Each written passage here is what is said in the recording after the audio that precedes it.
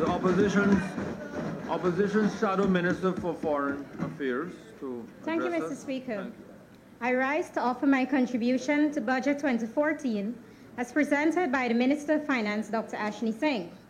Mr. Speaker, I wish to remind the House that I had recommended last year in my budget presentation that the Minister of Education review the school's curricula to include Spanish and Portuguese as core subjects in our school.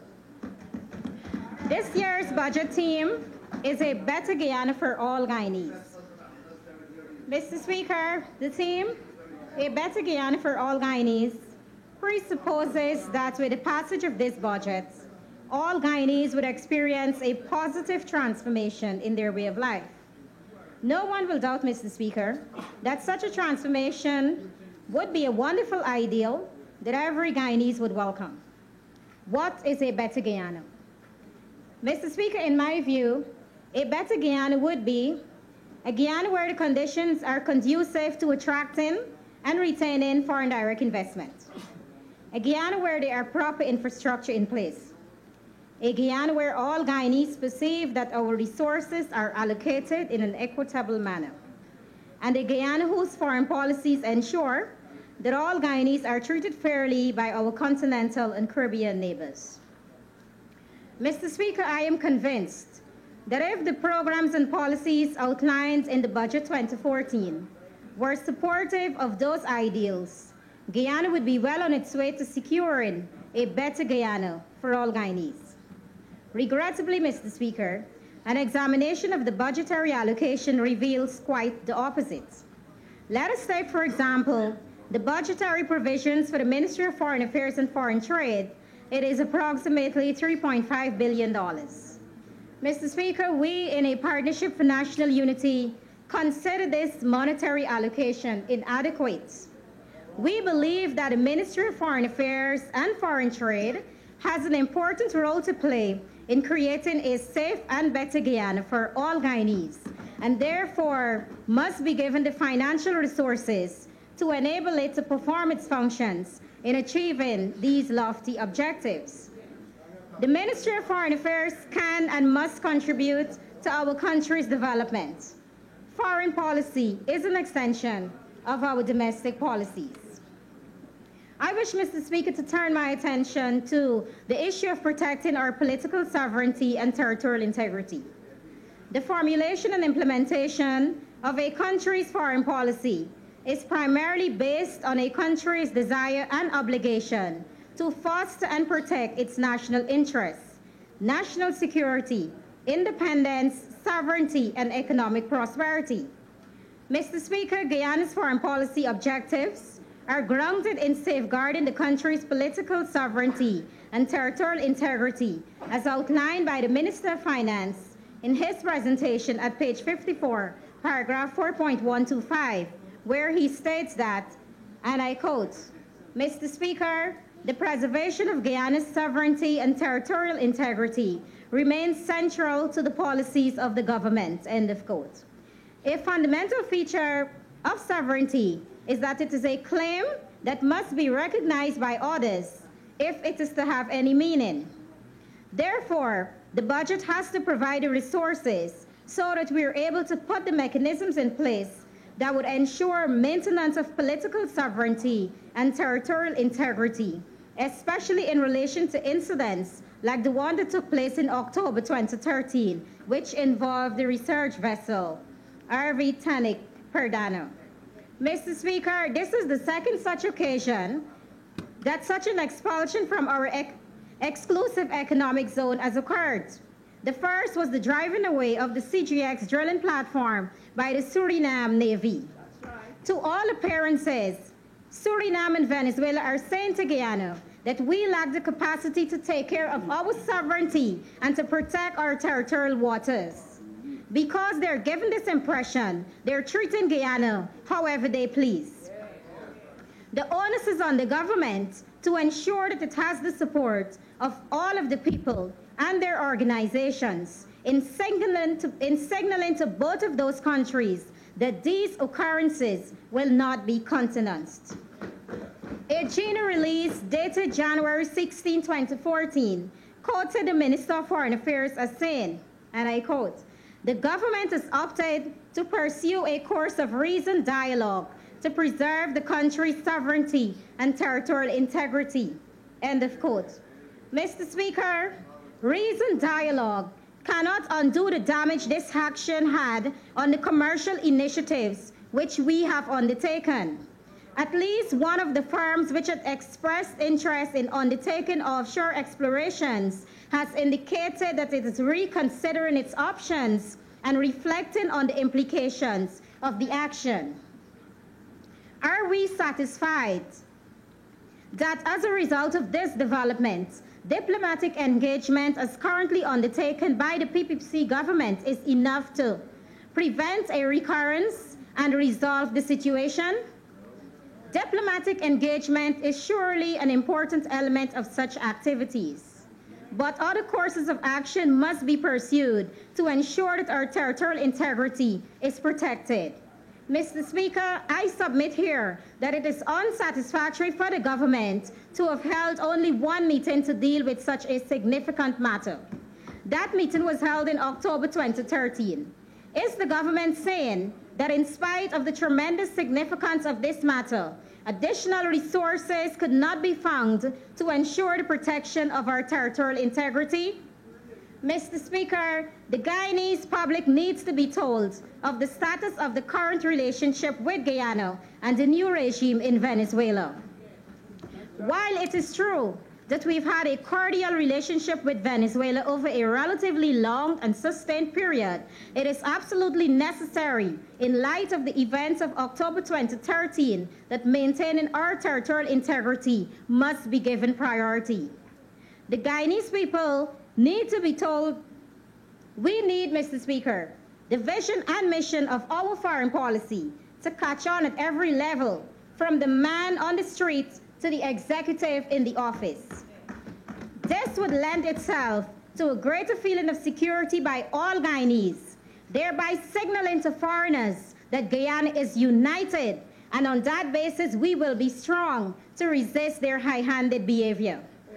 Mr. Speaker, we in APNU believe that in order to be in a position to lend maximum support to our country's fight to protect its sovereignty, the Ministry of Foreign Affairs and Foreign Trade should reinforce its institutional capacity at two levels. First, it must establish at its headquarters a team which draws on the skills from a range of entities, such as the University of Guyana, the Department of Lands and Mines, and related agencies. Secondly, at the level of the mission, there should be a variety of skills such as geography mapping, law, history, and local language speakers, along with those skills normally retained. These must be recruited in sufficient numbers so as to enable the mission to be able to service standing bodies such as joint commissions, which call on a range of skills complementary to those at headquarters. Mr. Speaker, allow me to turn my attention to the promotion of Guyana's foreign policy through economic diplomacy. Economic diplomacy refers to the use of trade and economic strategies and influence to consolidate the right political climate to facilitate peace and security, promote international trade and investments, develop international telecommunications, energy, and transport networks, to name a few. It was reported in the Guyana Chronicle newspaper on March 3, 2014 that high-level Suriname meeting examines enhancing exports to Brazil. It was reported that with Brazil having become an economic powerhouse in Latin America, Caribbean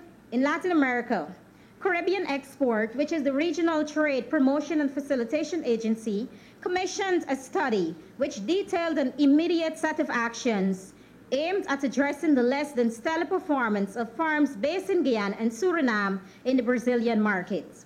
The report noted that Guyana and Suriname are not adequately exploiting trade opportunities, either between themselves or with Brazil.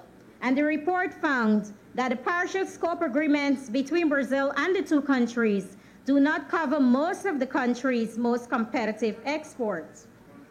The report also found that infrastructural limitations such as energy costs and road networks inhibit trade.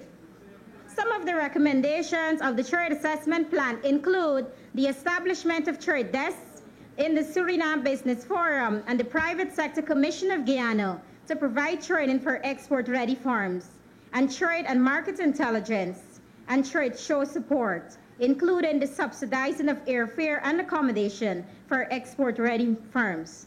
Mr. Speaker, APNU endorses these recommendations in Guyana's context and call upon the Minister of Finance to make the budgetary provision to implement those recommendations so as to create the capacity to utilize the natural market created by our links with Brazil.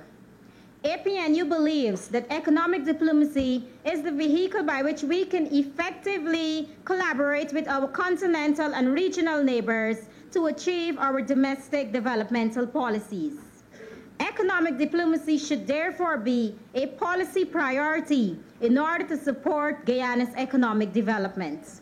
The budget should demonstrate Guyana's capacity to invest in economic diplomacy so as to boost its economy. APNU wishes to recommend the establishment within the Foreign Affairs Ministry and Economic Diplomacy Departments. It should have responsibility for interfacing with Guyana's diplomatic missions abroad, the business entities, and the other institutions with economic or commercial duties.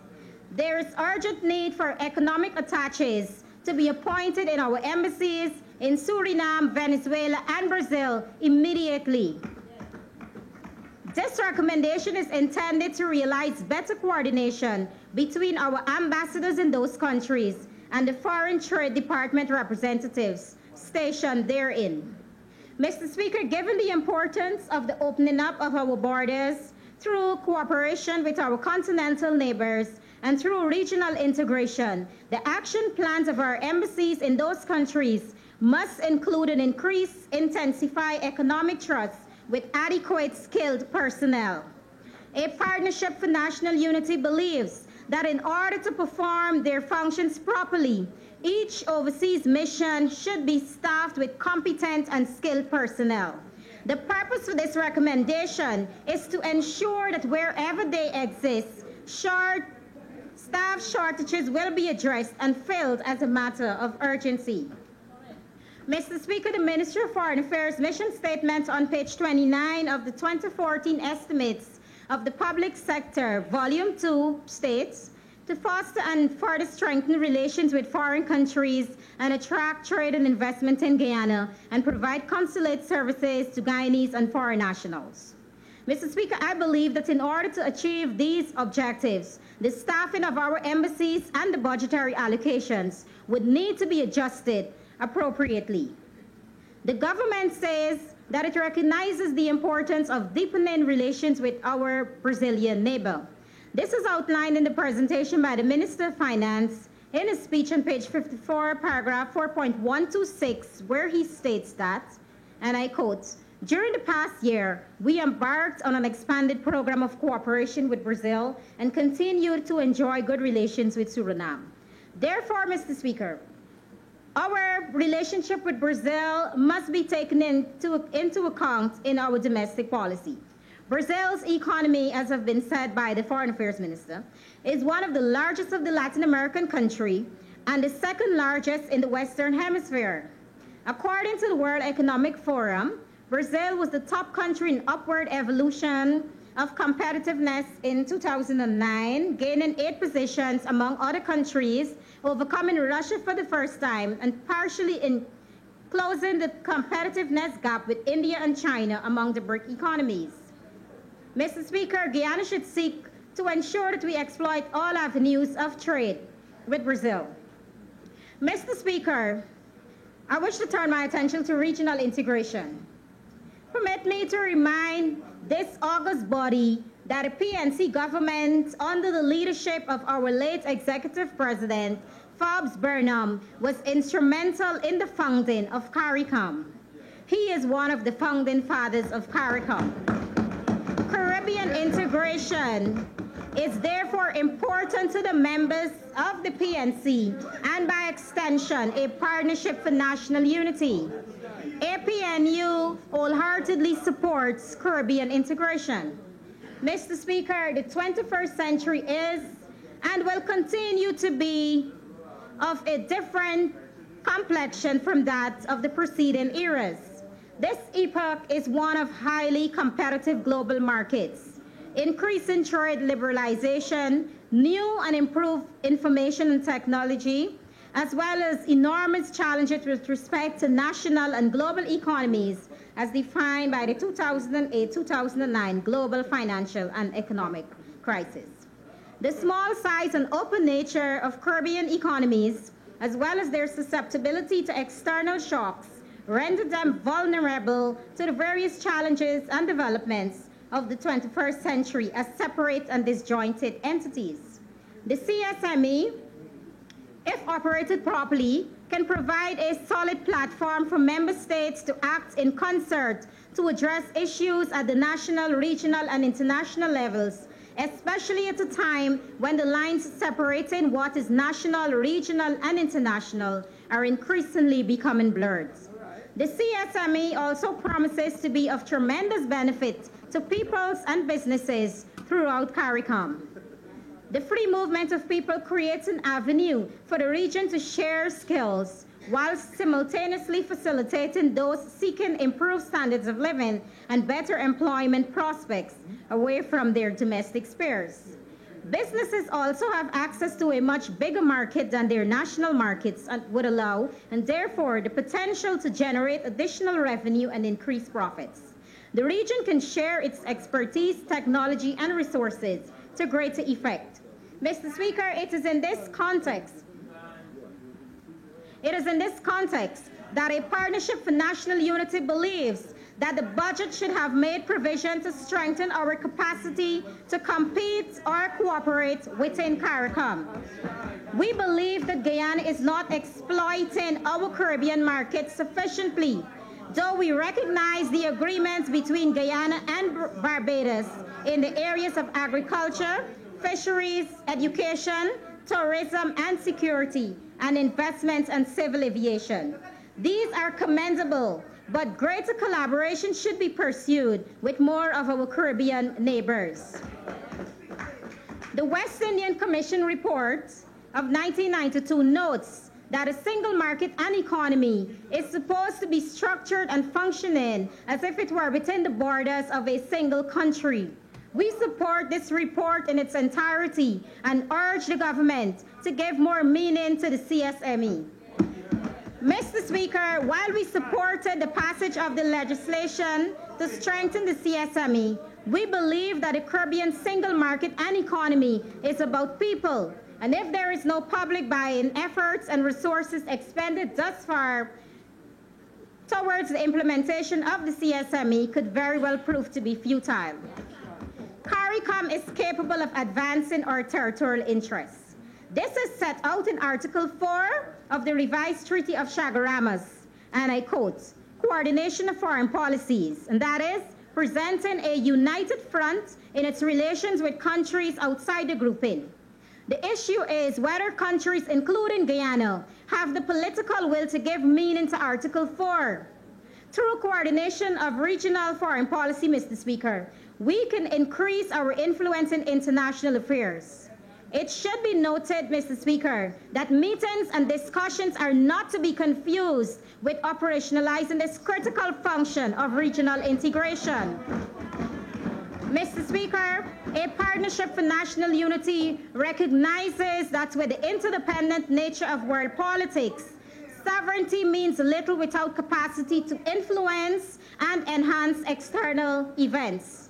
Such influence can only be achieved by joint action in the international forum. It is our submission, Mr. Speaker, that when nations are linked economically, socially, and culturally through gradual development of a common market, providing movement of goods, services, capital, and people, this could well prove to be a great deterrent to conflict from countries outside of the grouping. Today, the European Union is a unique example of this. APNU believes that there is urgent need to rethink and to establish coordinated foreign policy. Perhaps it is time for the CARICOM Secretariat, the Department of Government and International Affairs at the University of Guyana, and the Institute for International Cooperation to begin collaborating on a conceptual template for a sustained, coordinated regional foreign policy.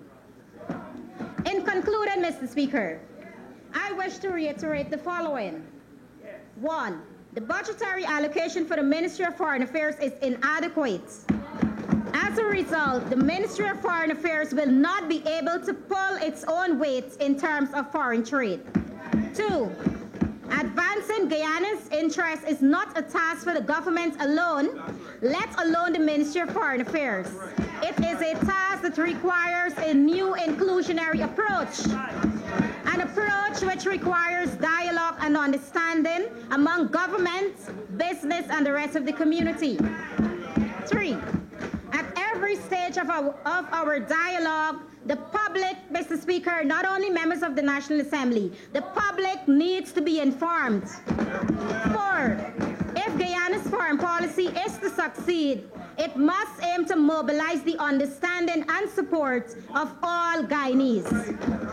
Finally, Mr. Speaker, if there is to be a better Guyana, we have to institute policies that would ensure that we build a strong economy through robust international economic relations. Budget 2014 fails to do that. I thank you. Honourable Member.